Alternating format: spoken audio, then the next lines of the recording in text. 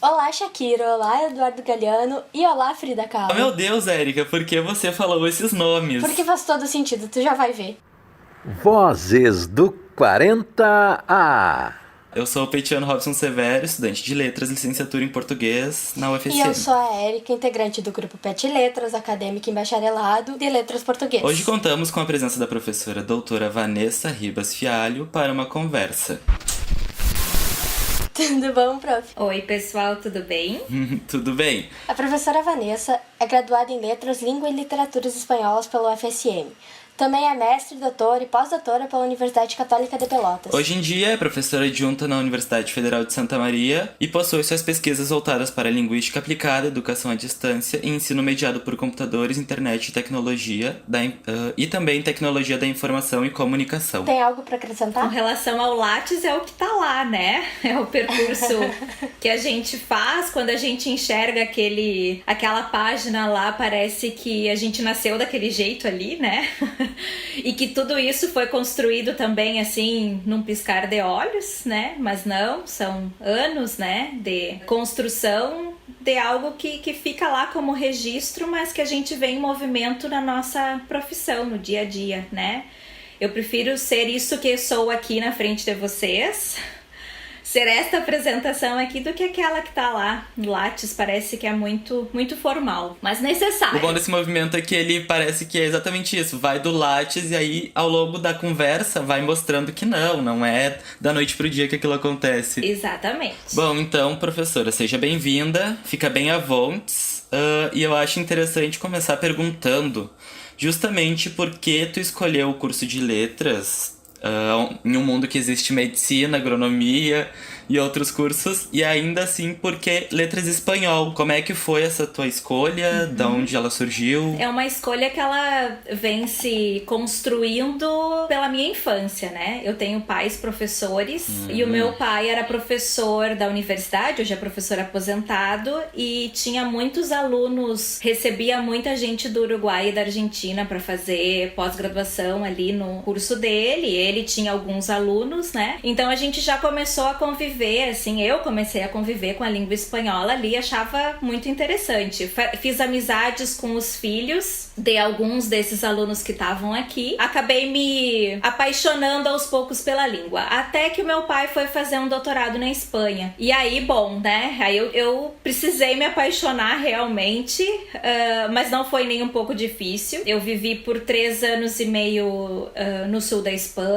Eu era bem jovenzinha, eu tinha 10 anos. E falava espanhol lá já. Eu cheguei falando muito pouco, mas desenvolvi muito rápido, fiz amizades, eu vivi muito bem lá, aquela língua, aquela cultura, foi muito bom. Eu voltei pro Brasil então para fazer o ensino médio, em seguida eu sou filha do PES, né, programa seriado da Universidade Federal de Santa Maria. Quando tive que escolher, tava muito indecisa, porque era um leque enorme, né, eu ia desde agronomia, porque o meu pai era agrônomo, a geografia, porque era a formação da minha mãe, mas também não descartava odonto, não descartava direito, né? Era um leque muito grande. Mas eu sempre tive uma coisa assim de eu quero ser professora, porque eu me espelhava muito naquilo que acontecia dentro da minha casa. E o que acontecia era que sempre tinha aluno dos meus pais dentro da minha casa. E eu gostava muito dessa convivência. Ah, é bom. Conversando com os meus pais, eles me falaram: quem sabe tu faz letras espanhol? Era um curso relativamente novo, né? Quando eu entrei, a primeira turma não tinha se formado ainda, tava pra se formar. Eu fui fazer pra testar se eu gostava. Era muito jovem, né? No PES a gente escolhe com 16, 17 anos o curso que vai fazer, então se não desse certo, faria outra coisa, faria vestibular novamente. Até fiz vestibular depois pra pedagogia, mas eu não cheguei a cursar um semestre inteiro, porque realmente o que eu comecei a me encontrar nas letras, e as letras começou a me encontrar, enfim, foi lindo, tô aqui até hoje. Até hoje tá existindo nas letras. Tô. Foi uma paixão que tomou conta, então. Foi sim, porque depois eu até queria fazer assim, hotelaria, turismo. Mas eu já tinha percorrido um caminho tão grande, já tava, né, tão envolvida com laboratório, com dando aula, né? Então resolvi ficar e não me arrependo. E é desde antes, né? Parece que sempre foi construído pra que tivesse essa professora excelente de espanhol. Parece que o cosmos... Sim. E a senhora pode não ter feito turismo ou hotelaria, mas viajou bastante pelas letras também. Também, é verdade. De alguma forma a gente viaja, né, com a língua, com a linguagem. É uma viagem possível, desejável, necessária. Sim, e agora entrando mais pro mundo das letras, assim, da graduação. Ao longo da tua jornada, assim, no espanhol, tu teve um contato com a literatura, com a linguística e com o ensino de ambas, porque a senhora deixou bem claro que sempre quis ser professora, o ensino sempre estava bem presente. E a gente viu, a gente deu uma fuxicadinha um pouco mais a fundo no seu currículo Lattes, e a gente notou que tem muitos artigos e projetos sobre o ensino e a tecnologia. Como a senhora conecta esses dois. Tipo, 2003 por ali não era muito falado o assunto. De onde é que surgiu esse interesse, assim? E como é que foi a experiência trabalhar com isso? Eu entrei no curso em 98. Realmente, tecnologia, né, era um troço do outro mundo. Novo, né? Super novo. Ainda mais no Brasil. Exatamente. A gente tinha um computador em casa, porque afinal de contas o meu pai fez uma tese, né? E aí o primeiro computador foi adquirido com esse fim na minha família. Mas nós não tínhamos internet em casa. Então eu descobri a internet no Labiler, no laboratório de letras, de línguas e redação, né? Recém, a professora Desirê tinha montado um laboratório com vários computadores e, na verdade, no início de 99, no meu segundo semestre, foi que eu fui lá me apresentar, né? No primeiro semestre, nós começamos o curso em outubro, em função de uma greve que teve. Ali em outubro até fevereiro, nós estávamos no primeiro semestre, eu estava descobrindo a universidade. Eu tinha um irmão e uma irmã que já cursavam outros cursos e me diziam, tu tem que ir atrás de projeto. Vai atrás das coisas que acontecem durante o dia, porque afinal de contas o curso era noturno. Sim. E aí então eu me cheguei lá no Labiler, perguntei se tinha espanhol, se eu poderia participar, né? Era o laboratório ali que eu descobri e cheguei. E fui bem acolhida. Comecei então a trabalhar com o ensino de língua e em seguida a professora Graciela Rendes, que hoje é do inglês, né? Submeteu um projeto para o ensino de espanhol online, lá nos idos de 99 e 2000, né? Embasadas nas pesquisas que estavam sendo feitas no Labiler pela professora Desirê, de Surfando na Web, do English Online, coisas que elas já vinham, né, discutindo sobre o uso da internet, e foi aí que eu comecei, né, ir a fundo. A gente já usava a internet para preparar materiais impressos, mas agora então a gente começou a pensar que recursos, que estratégias naquele então, né, numa web pouco participativa, né, a gente não tinha sites para blogs, eram tudo mais de consumo da internet, né. Sim, tava recém chegando no Brasil. Exato, Aí, claro, eu comecei a mexer na internet na universidade e já cheguei em casa dizendo pro meu pai, a gente precisa ter internet em casa. Na né? discada ainda, né? Na discada, que a gente só podia usar final de semana ou depois da meia-noite. E foi aí então que a gente, digo a gente porque junto com a Graciela, né, que hoje é minha amiga, minha colega, fomos descobrindo esse mundo de tecnologia, ainda que fosse uma tecnologia bem dura pra nós, né? Sim, bem nova, né? Até porque como é que esse ensino online, como é que ele se propagava? As pessoas acessavam esse ensino, elas tinham um computador em casa? A gente teve a proposta do curso que a gente nunca conseguiu realizar, colocar ela em prática, né? Dos outros cursos que tinha, por exemplo, Surfando na Web, ele era um CD. Ah, que legal. Então a gente mandava o CD, né? Usava nas escolas, elas usavam os CDs para fazer aquela formação, porque não se tinha então uma internet mais acessível, né? Não era todo mundo que tinha internet, smartphone. Era muito à frente do seu tempo. Né?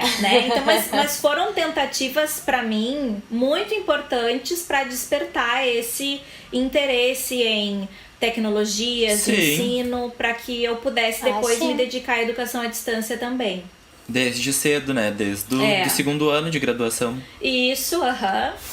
Então, professora, além do Lattes, a gente foi até outros lugares buscar mais a fundo. Tipo a Deep Web. Na Deep Web. E a gente viu que tu já viajou para muitos lugares que falam a língua espanhola. E até já morou fora também. Como tu bem disse. Que lugares que tu já foi e como essas oportunidades apareceram?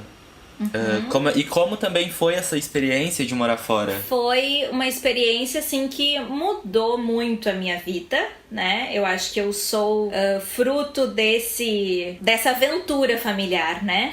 Porque os meus pais tinham ali em torno de 40 anos, né? Foram pro exterior com 3 filhos, numa época em que não tinha, não tinha internet. A gente sempre teve muito contato familiar, então eu convivi muito com primos, com tios, com avós, e de uma hora para outra, né? Era ligações assim, uma vez por mês e olhe lá, né? E a gente não podia falar com todo mundo porque era tudo muito caro. Mas nos permitiu viver, de fato, uma outra cultura, viver uma vida diferente da que a gente vivia aqui, porque afinal de contas lá o meu pai era um estudante, né? Viver também, sofrer um pouco os preconceitos com o povo sul-americano, né? Isso sempre. Bastante. Eu posso dizer do que a gente sentiu lá naquela época, né? Sim. Tinha muita falta de emprego naquela época, então todo mundo desconfiava, né? Mas como assim teu pai tá aqui, tá trabalhando? E já com 10 anos eu precisava argumentar. O meu pai está aqui com dinheiro do governo brasileiro para estudar, né? Para contribuir com a sociedade brasileira. Então a gente Imagina tá deixando. A gente tá 10 anos e já é bem politizada. Sim, já tive, né, que me posicionar porque era uma coisa bastante séria lá, né? E sofrer então esse olhar, né, do quem chega de fora, como assim, explicar, e ainda sem saber muito bem a língua, né? Mas enfim, foi uma forma de aproximar a família também, porque nós morávamos a minha irmã ainda ficou aqui um tempo porque ia fazer vestibular, mas em seguida, né, foi morar com a gente, e ali a gente começou a explorar essa ideia de viajar e conhecer. A minha mãe se afastou do trabalho, ela era professora estadual, é professora aposentada, né? Mas quando ela esteve lá, então ela se dedicou a fazer algumas atividades, a estudar e cuidar da casa, da família e a planejar viagens. E tudo era planejado, né, numa época em que não se tinha internet. Então, comprava livro de viagens. Tudo no papel e na caneta. Exatamente, montando roteiro, vendo no mapa, né, por onde que a gente iria, onde que a gente faria uma parada, como se acha hotel nesses lugares. E, enfim, os anos que a gente teve lá, a gente viajou ali pela região, né, pela Espanha, um pouco de Portugal, um pouco da França e da Itália e Inglaterra. Foi os países. E Marrocos também. Que legal. Marrocos, que chique. É bem pertinho, né? Ali da costa espanhola pra costa da África são 14 quilômetros, né? O Estreito de Gibraltar. É que é um continente pequeno, né? A gente imagina que é tudo muito longe porque tá acostumado com a América do Sul, mas na verdade não. Não, é muito fácil, né? E eles, quando a gente voltou pra cá, eles recém estavam inaugurando ali há poucos anos o trem de alta velocidade espanhola. Então, também conecta tudo de forma rápida, né? Pra nós não muito barato, né? Mas ainda assim valia a pena. Então a gente viajou bastante, né? Viajamos de carro a maioria das vezes, com uma aventura, né? Cada viagem é uma aventura, porque não tinha Waze, não tinha Google Maps. Não tinha nada. O que tivesse pela frente vocês teriam que encarar. Exatamente. O meu pai ali sempre, né, desbravando.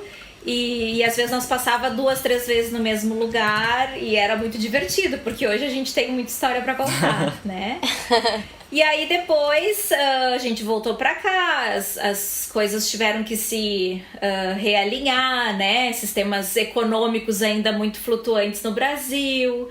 E depois de um tempo, assim, fazendo viagens mais aqui pelo Rio Grande do Sul, eu decidi me aventurar e ir sozinha sem os meus pais, Sim. né? Sim. Fui eu e o meu namorado na época, hoje meu esposo.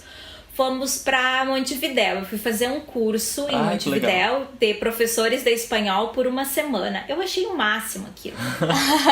E eram passar uma pessoas de várias semana. partes ou do Brasil só? A maioria do Brasil. Então era um monte de brasileiro, uma turma de brasileiros em Montevidéu. Sim, aham. Eu até encontrei com duas conhecidas que foram pra lá, mas não quis me juntar, né? Engraçado, quando a gente morou em Córdoba, a gente tinha o grupo de brasileiros. É muito engraçado isso. A gente sai do Brasil e quando chega num outro lugar, a gente quer se juntar Com com os quem é próprios. parecido com a gente. É a união, né? E fizemos amizades muito, muito legais que duram até hoje, né? Imagina, 20 anos Nossa, depois a que gente legal. ainda... Mas Muito, muito legal. a senhora teve mais viagens além de Montevidéu pela América Latina ou foi só mais Montevidéu, assim? Não, eu fui a Montevidéu, depois eu fui ao Chile. Ai, que ano legal. retrasado eu fui a um evento no Chile, foi muito legal. E na Argentina também, eu fui até o extremo sul do continente ano passado, fui pra Ushuaia. Ai, que Um show! sonho, era muito sonho dos meus pais conhecer e eu comprei a ideia. Eu digo, vamos ver quanto que sai pra gente fazer uma viagem. E no fim nós fomos num grupo de 12, 13 pessoas. Meu Deus. Meu né? Deus. Minha irmã, meus pais, uns amigos, a madrinha da minha irmã. Então foi outra aventura, como eu chamo, né? Aventura em Aventuras. família. Foi uma festa. Foi. E assim, conhecer um país que tá aqui do lado, né? Mas ele é tão diverso que a gente não Eu ia te tem perguntar ideia. agora, depois de adulta, né, que essas percepções são melhores e mais detalhadas, qual é a maior diferença desses países e do Brasil? Ai, a maior... Ou as maiores, ou as que tu notou mais. É outra realidade. Nossa. Eu não saberia te dizer uma coisa, sabe? A Argentina é tão próxima da gente, tá aqui do lado, mas é uma cultura completamente diferente. Desde sim. o que tu come no café da manhã, né? A gente tem uma cultura, eles têm outra cultura. Ainda assim, eu tô falando de coisas da Argentina que eu conheci. Tem muitas outras coisas que a gente não conhece, Sim. né?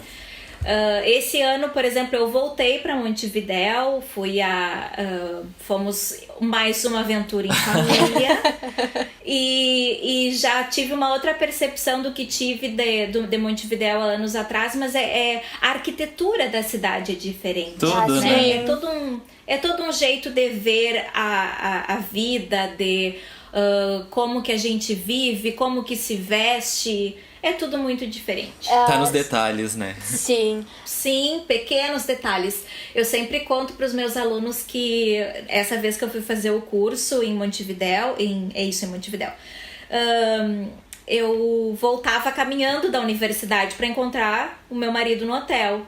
E eu voltava caminhando me achando super uruguaia. Desfilando. Né? Porque afinal, eu estava lá saindo da universidade, indo para casa almoçar.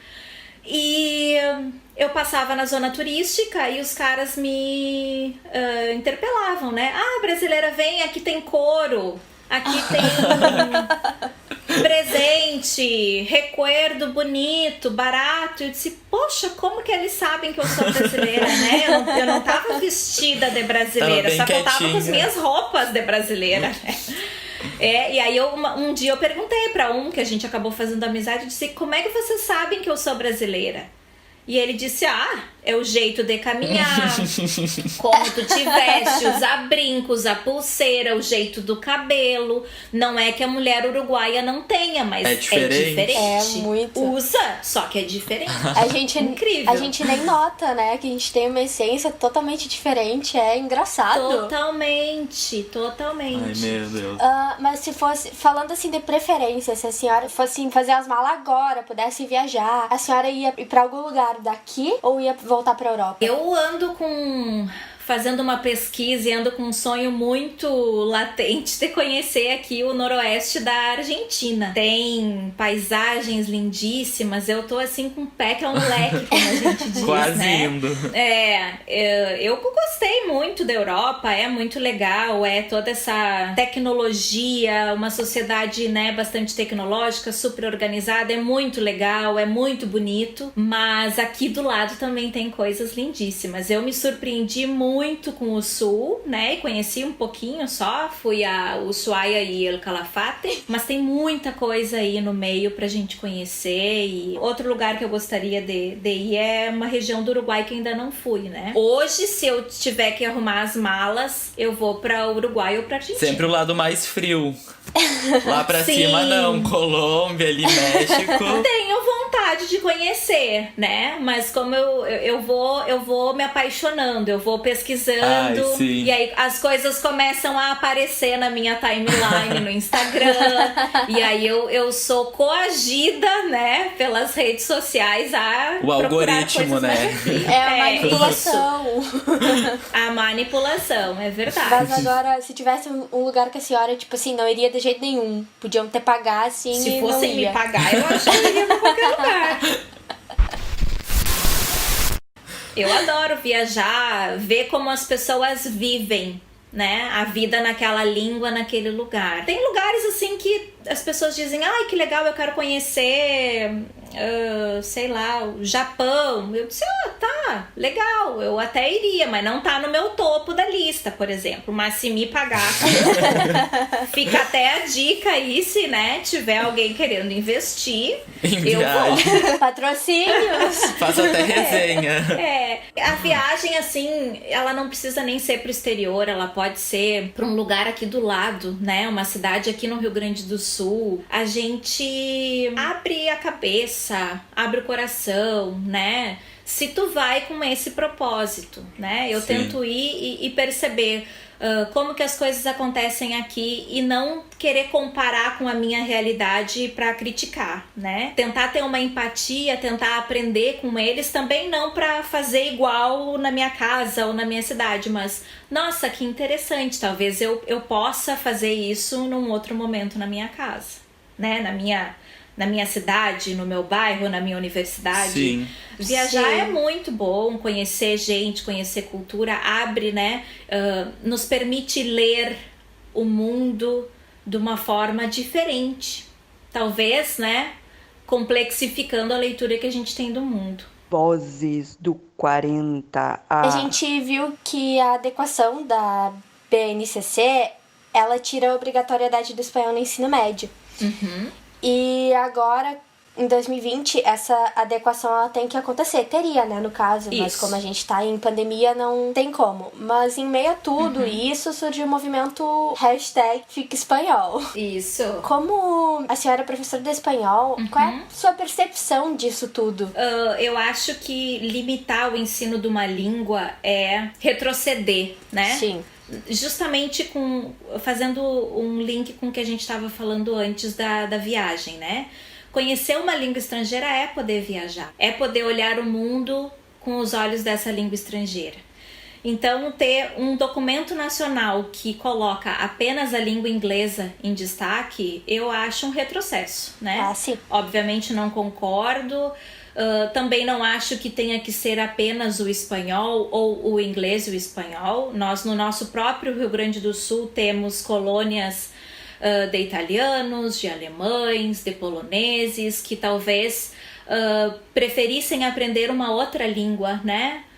Ali em Santa Cruz, talvez as escolas preferissem ensinar alemão em vez de o inglês e de alguma forma são barrados por um documento nacional oficial, né? E aí, em decorrência da BNCC, que antes era uma MP, né? Surgiu esse movimento do Fica Espanhol. Eu participei como coadjuvante, né? Temos colegas que foram muito mais ativos, que foram os que de fato foram à luta defender, né? E conseguiram que no estado do Rio Grande do Sul fosse aprovada uma lei de oferta do espanhol, né? Então, hoje nós temos uma lei que diz que as escolas de ensino fundamental e médio são obrigadas na verdade a do médio, né? Sim. A do fundamental entra se quiser, mas no médio tem que ter uma oferta obrigatória para os alunos. O aluno decide se quer fazer ou não, né?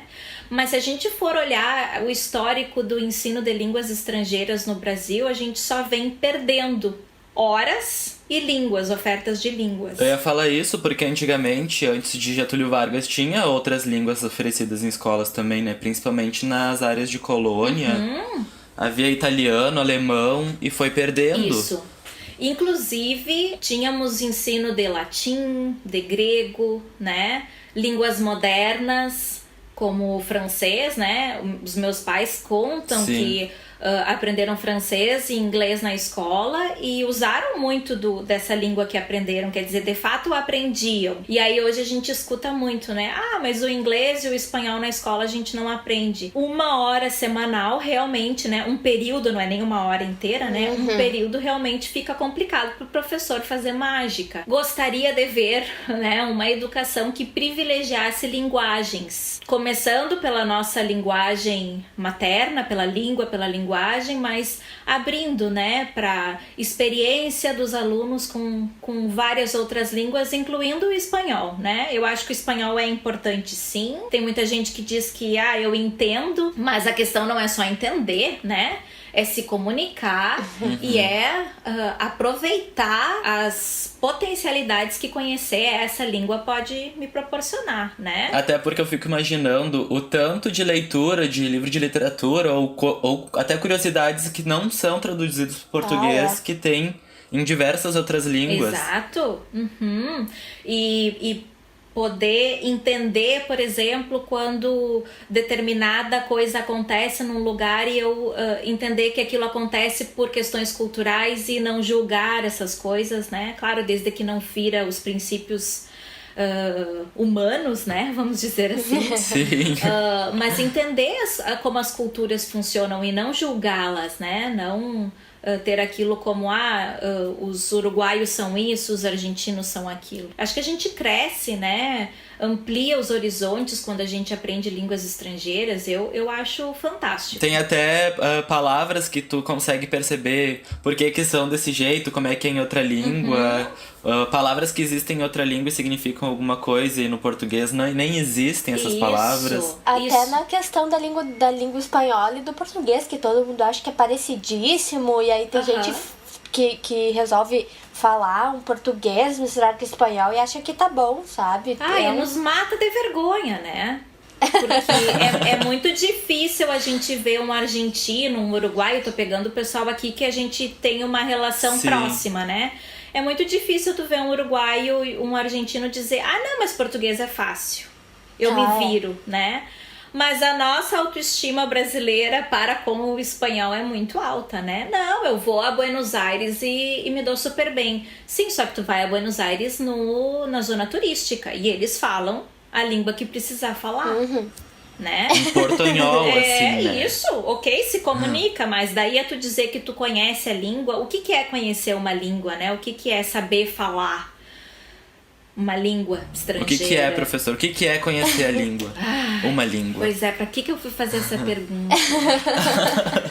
Bom, certamente é muito mais que saber gramática, é muito mais que saber vocabulário, mas não é ter que falar como um nativo. Saber língua é a gente entender os sentimentos das pessoas quando elas se expressam nessa língua, é a gente talvez conseguir expressar os nossos sentimentos nessa língua também. Ainda que eu tenha traços da minha própria cultura, né? Eu me posiciono no mundo com alguns traços e que são difíceis de serem desmarcados, né? Sim. Eu tenho muito orgulho quando me dizem assim, como tu fala bem, já sabem que ninguém fala pra gente, né, no dia a dia, como tu fala bem português, porque sabem que a gente é brasileira. Agora, quando falam, nossa, como tu fala bem espanhol, sabem que eu sou brasileira, né? Quer dizer, eu marco de alguma forma a minha pessoa, né, brasileira, nascida, criada no Brasil, orgulho de ser brasileira, mas não sempre, né? Eventualmente a gente tem alguma vergonha alheia. Agora, principalmente neste momento. Muita vergonha, é verdade. Enfim, eu acho que a língua, saber uma língua estrangeira é sentir, né? Conseguir sentir e conseguir expressar o que se sente. Gostei, poético. Eu acho que é muito mais profundo do que a gente realmente pensa que é quando ensina, né? Ou quando a gente vai aprender uma língua. Eu quero aprender gramática. Gramática vai e aprende sozinho. O que eu tenho pra te ensinar é umas outras coisas bem mais legais. Ai, meu Deus. Nossa, sim. Vem comigo. Então, chega junto. E essa parte de entender o sentimento da língua, tem no curso de espanhol? Ou isso tá dentro das próprias disciplinas, os professores já trazem isso junto? Eu espero que sim, eu não posso falar por todos, né? Claro. Vou falar por mim, e talvez isso eu consiga perceber em alguns colegas que trabalham mais de perto comigo, mas eu acredito que sim, que a gente sempre faz essa tentativa. Sim. Mas isso também não é uma via de mão única, né? Eu preciso de um aluno ativo, autônomo, que também desafie a sala de aula, que traga questões, né? Eu sou professora de espanhol, mas eu não conheço todo mundo do espanhol, eu não conheço todos os filmes, todas as músicas, todos os livros.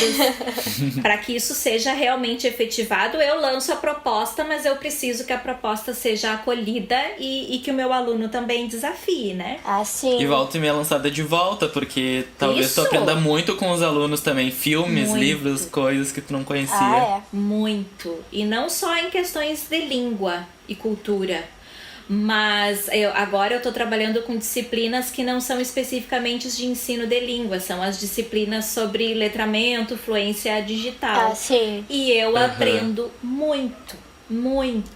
Não só com um aplicativo que os alunos descobrem, mas no que eles pensaram, né, da forma como eu poderia abordar aquilo, e às vezes eu olho e digo, nossa, como é que eu não tive essa ideia? Sim. A perspectiva, né? A importância do diálogo. E essa relação de professor e aluno parece ser o que a senhora mais gosta, né? Da profissão, com certeza. É uma festa. E uma troca. Pra mim é a parte mais legal da profissão. É quando a gente realmente está dentro da sala de aula, seja ela uma sala de aula presencial, seja ela à distância. É a troca, é a conversa, a convivência. Eu gosto muito de saber o nome dos alunos, né? De saber um pouco da vida deles, porque isso, na minha perspectiva, influencia muito como a gente ensina e como a gente aprende. Sim. É aquilo, né, que a senhora disse, que aprender uma língua é muito mais, vai o sentimento. Eu acho que ser professor vai muito mais também, além do tu ensinar, vai do sentimento. Também. É a conexão que tu tem com o teu aluno.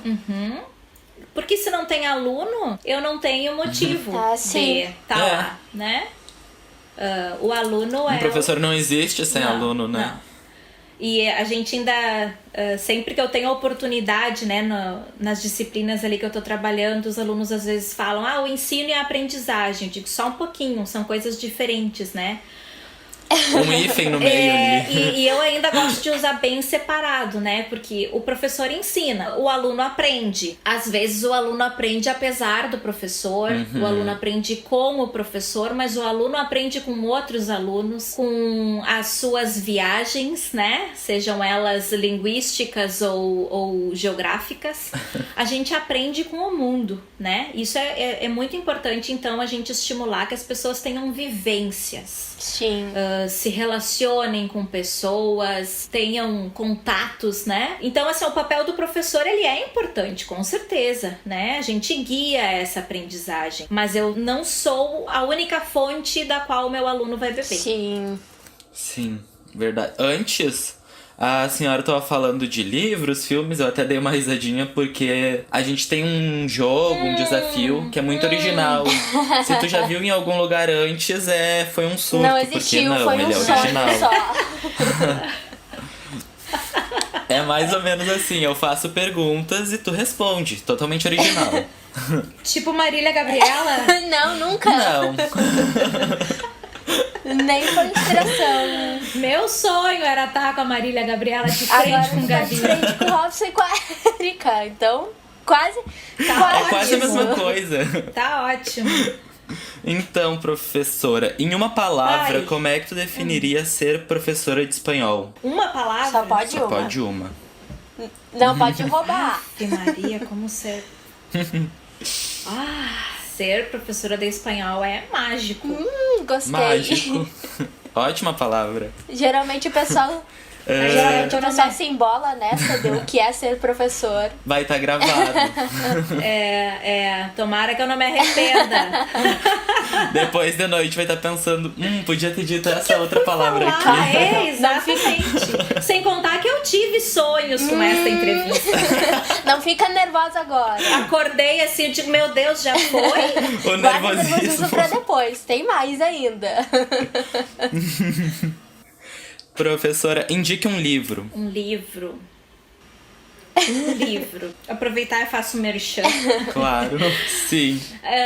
Eu tenho 2 colegas que eu trabalho com eles agora muito de perto, que foram meus ex-alunos, né? Hoje são meus amigões e meus colegas.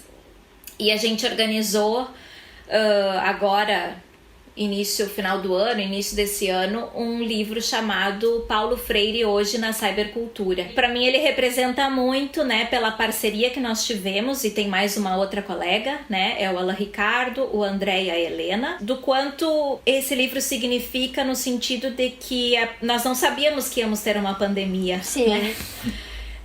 Não estávamos preparados, mas já estávamos vivendo de alguma forma um ataque à educação de maneira geral, né? Então, esse livro representa algumas discussões nas palavras do patrono da educação brasileira, né? Que, apesar de não ter vivido na era digital, ele defendia o ensino pautado por tecnologias. E então é esse livro. Eu diria que hoje é um livro assim que me orgulha muito de ter participado da organização, né? Da confecção dele. Me dá assim quando eu penso nele, eu sinto uma paz. Né? Sim. Um alívio. Fizemos alguma coisa, colocamos no papel. Que bom que esse livro existe. Isso, colocamos no papel, ok. E uma música. Ou um artista. Um cantor, uma cantora. Ai, tem uma cantora que eu tô ouvindo muito agora, que é a Rosalía. Ai, adoro! Ai, gente. La Rosalía. La Rosalía. Ela é ótima. Eu botei uma playlist dela pra ouvir e tem essa parte mais jovem agora, né? E tem músicas mais antigas que são, assim, músicas mais da raiz cigana, né? O flamenco. São músicas lindas que te tocam, assim, quase que como o fado faz com o português, né?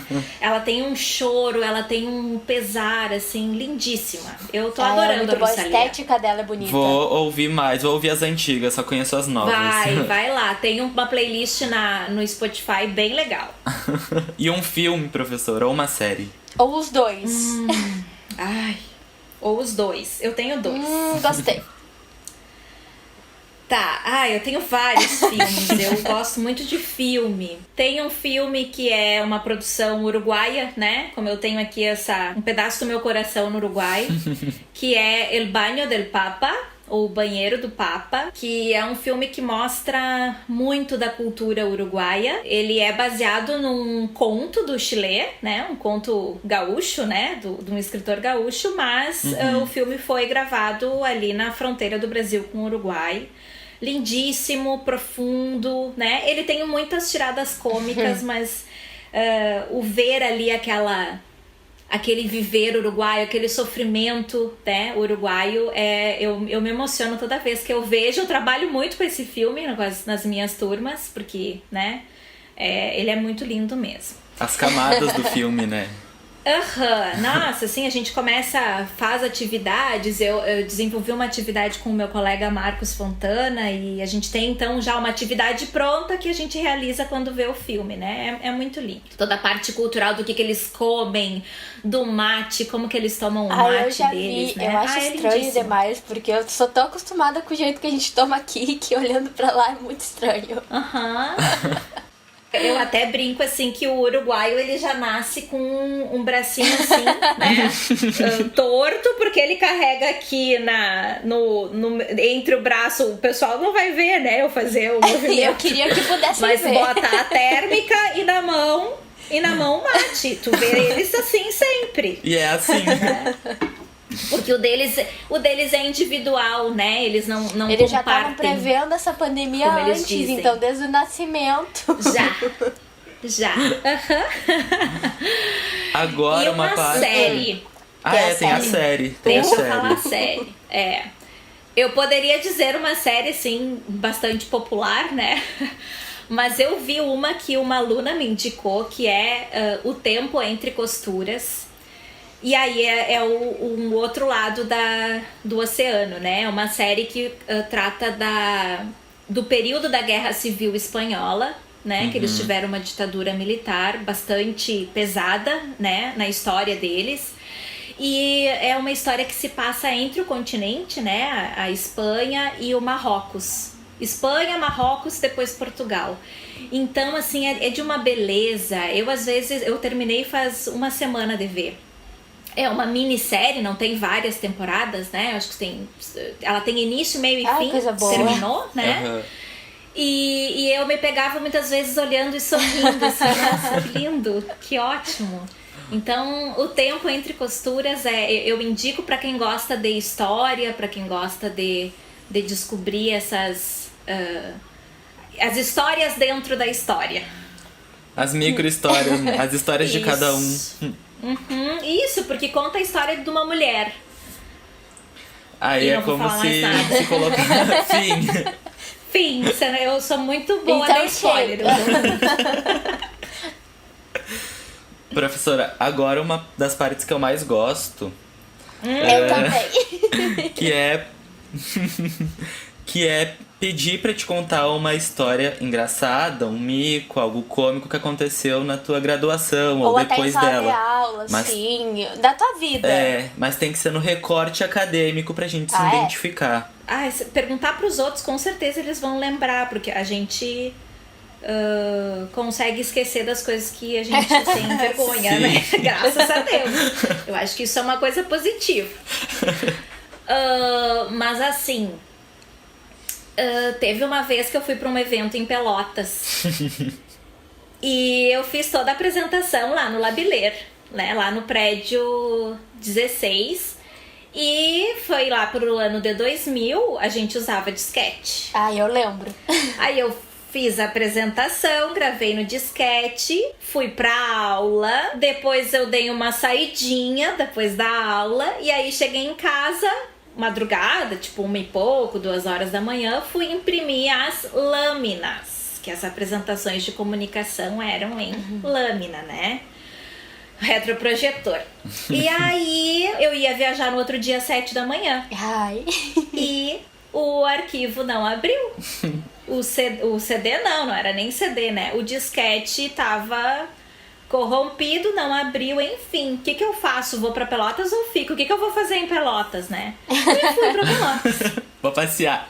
O que eu vou fazer lá? Eu não sei, né? E aí, quando eu cheguei lá, eu falei pra minha orientadora, olha, eu trouxe... Aí, tive que pedir pra uma colega ir no computador do Labiler, me mandar por e-mail. A gente nem tinha essa malandragem, né? Eu vou me mandar pra mim mesmo no e-mail pra tá lá na nuvem. Não tinha isso no ano 2000, há 20 anos atrás, não tinha. E aí, ela conseguiu me mandar por e-mail pra eu chegar lá em Pelotas, abrir... E aonde que eu fui imprimir? Na secretaria do PPGL. Gastei tinta deles. Nossa, foi um mico, assim. Eu fiquei muito chateada, fiquei com a cara lá no chão, mas apresentei o meu trabalho. E a minha orientadora, então, né, tipo assim, o que tu veio fazer aqui? Sim, porque naquela época era raridade imprimir e tinta e impressora. Sim, era caríssimo e tinta colorida, né? Era ouro. A gente, eu fico pensando assim, o pessoal que é mais jovem, que não conhece a lâmina, não entende o nosso medo de fazer uma apresentação com mais de 10 lâminas, né? Porque tu teria que imprimir várias vezes. E tem uma outra que também não sei se é engraçada, mas que, enfim, me deixou com a cara no chão. Eu, quando fui substituta na universidade, eu trabalhei com as disciplinas de língua estrangeira, né? No curso de português e de inglês. Aí, quis ser engraçadinha e tal. Vamos começar pelos nomes, né? Como que os nomes de vocês, como é que são muito diferentes e tal. E aí chegou uma aluna um pouquinho atrasada, né? E aí entrou na brincadeira e tal. Ela já não tinha, né, a minha apresentação. E daí ela me disse, o meu nome é tal. E não era um nome comum, não era um nome assim, né? E eu disse, nossa, que diferente. E aí ela disse assim pra mim, pior se tivessem posto o meu nome de Vanessa, já pensou?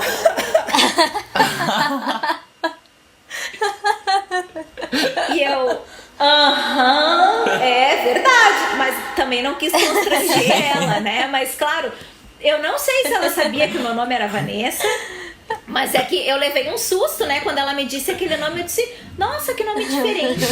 A partir dali eu nunca mais fiz essa brincadeira dos nomes. Ficou traumatizada. Até porque depois eu fiquei pensando assim, ó, o nome da minha mãe é Celta, como carro.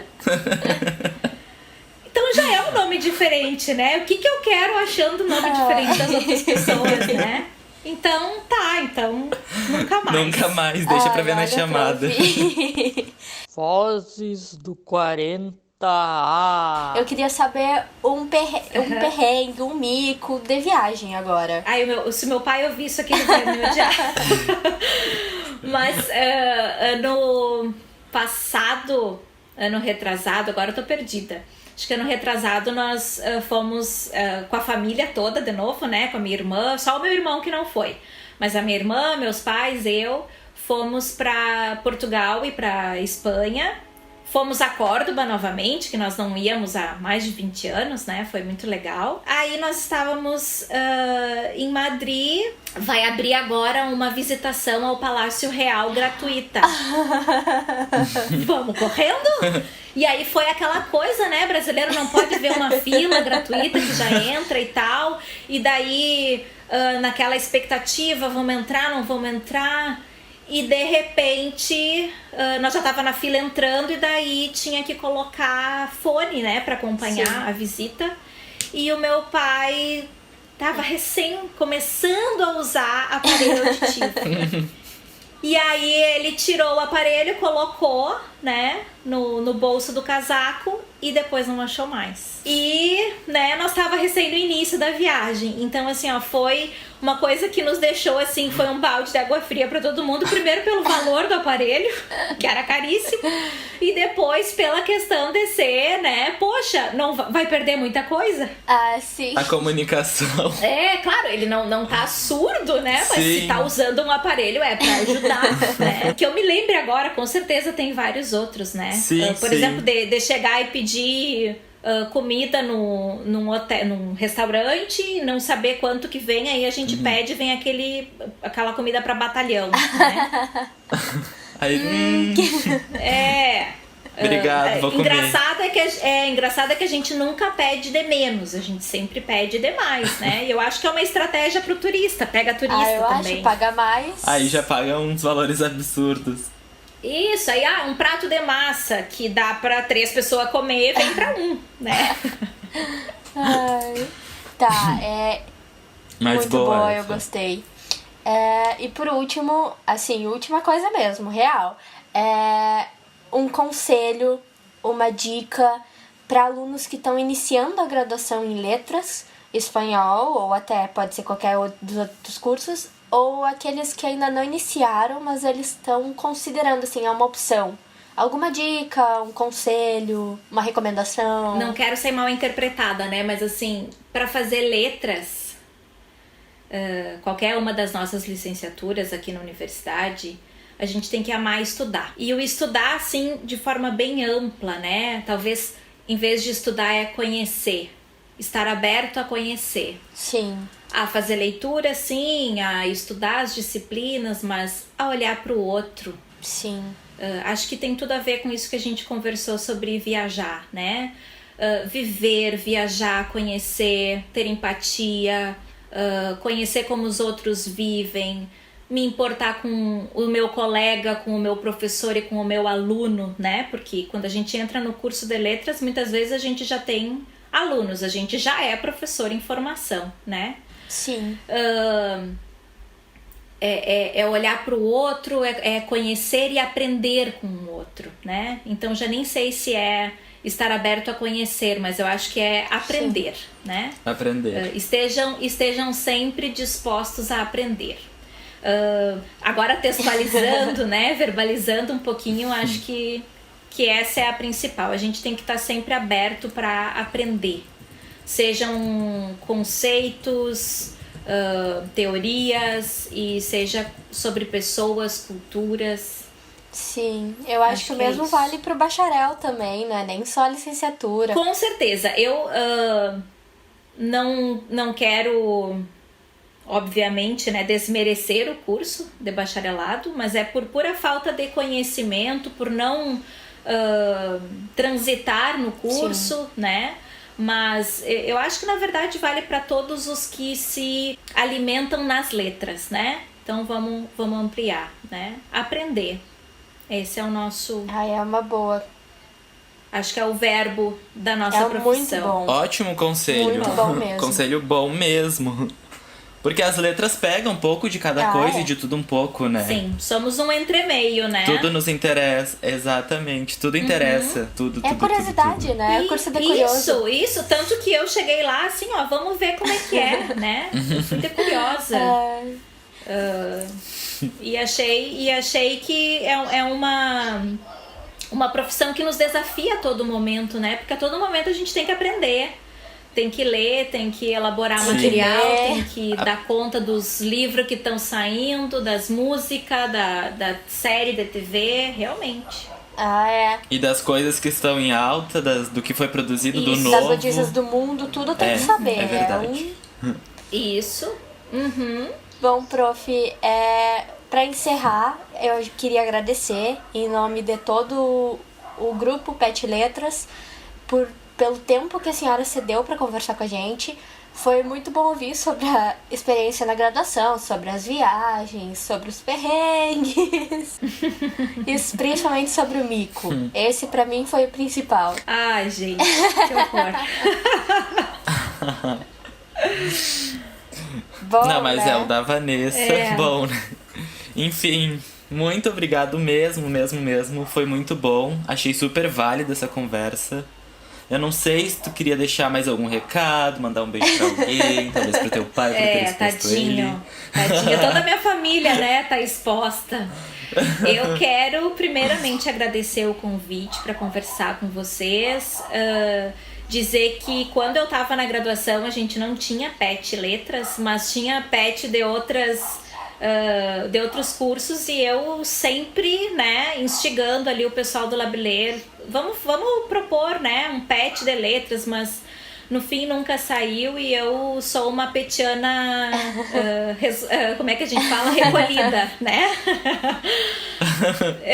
Mas eu fiquei muito feliz em saber que nós temos hoje um PET Letras e que fui convidada, né, para conversar com vocês. Afinal, é uma professora, né? Claro, já teve a professora Cassiane, que foi antes, né? Mas assim, eu sou uma professora, eu e a Cassiane, né? No meio de tantas outras histórias que certamente nos fazem refletir e aprender. E fiquei lisonjeada com o convite e muito pensativa agora, né? Eu imaginei 1001 perguntas, muitas delas não foram feitas, algumas até que foram, Mas isso nos faz pensar, né? A nossa profissão também é essa reflexão diária sobre como eu estou indo como professor, né? Como eu estou me avaliando e estou sendo avaliada pelos meus alunos e me fez ficar bastante pensativa e saudosa também com algumas coisas, né? Com a minha família, enfim, vocês talvez seja uma das minhas características, né? De que eu tô sempre pensando e bolando coisas em família, porque é um sistema, né, que me completa e que, enfim, me trouxe até aqui, Sim. né? Foi o que me deu base para ser professora, certeza. Os meus pais que me deram os exemplos, né, de como ser professor. Eu gostaria de ser uma professora como eles, né? De ter alunos na minha volta. E essa era a parte mais legal que eu via na profissão dos meus pais, né? Eu não imaginava que tinha que estudar, que tinha que dar aula, que tinha que corrigir coisas, mas eu queria as Só vi os alunos ali, eu queria festa, eu queria aluno. E de alguma forma isso eu acho que eu consegui.